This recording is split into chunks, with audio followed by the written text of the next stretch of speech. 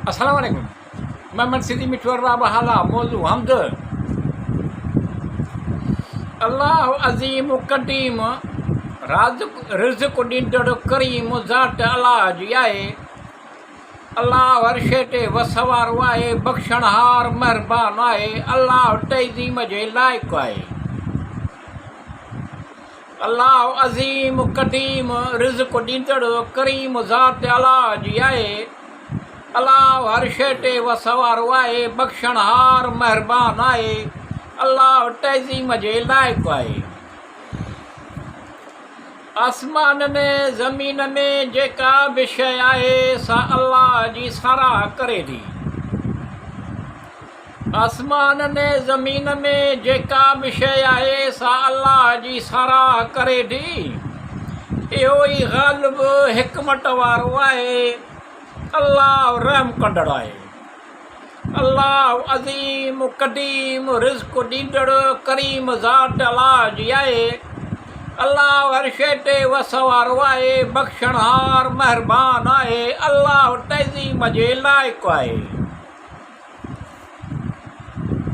जेके शयूं आसमाननि में ज़मीन में जेके शयूं आसमान में जेके शयूं ज़मीन में आहिनि सभु अल्लाह जी तस्बीह कनि थियूं।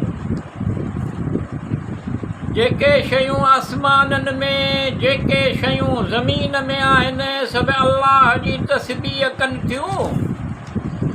सभु हमद सारा अल्लाह लाइ आहे। अल्लाह हर शइ ॼाणंदड़ आहे। अल्लाह अज़ीम कदीम रिज़्क़ ॾींदड़ करीम ज़ात अलाह जी आहे।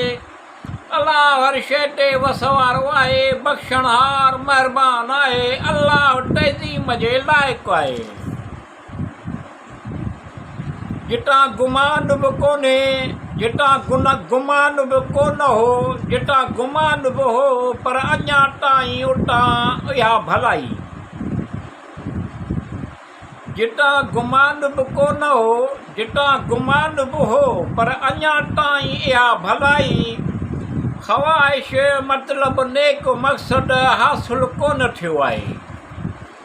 अल्लाह अज़ीम कदीम रिज़्क़ ॾींदड़ करीम ज़ात अलाह जी आहे। अल्लाह हर शइ ते वस वारो आहे, बख़्शणहार महिरबान आहे। अल्लाह तइज़ीम जे लाइक़ु आहे। अल्लाह महिरबान दिलनि खे राहत रसाए, परेशान जिस्मनि खे सुकून अता कर। या अल्लाह महिरबान दिलनि खे राहत रसाए, परेशान जिस्मनि खे सुकून अता करे। सख़्तनि सूरनि खां पनाह घुरांदो तूं पनाह ॾे। अल्लाह गफ़ूर शकूर सत्तार गफ़ार तवाब आहे। अल्लाह अज़ीम कदीम रिज़्क़ ॾींदड़ करीम ज़ात अलाह जी आहे। अल्लाह हर शइ ते वस वारो आहे, बख़्शणहार महिरबान आहे। अल्लाह तइज़ीम जे लाइक़ु आहे। या अल्लाह रब्बुल आलमीन अल रहमान अल रहीम शैताननि जे शरगाह विसर्जन खां पनाह घुरांदो तूं पनाह ॾे। ख़्वाहिश मतिलबु नेक मक़सद हासिलु थियनि। या अल्लाह रब्बुल आलमीन अल रहमान अल रहीम शैताननि जे शरगाह विसर्जन खां पनाह घुरांदो तूं पनाह ॾे। ख़्वाहिश मतिलबु नेक मक़सद हासिलु थियनि।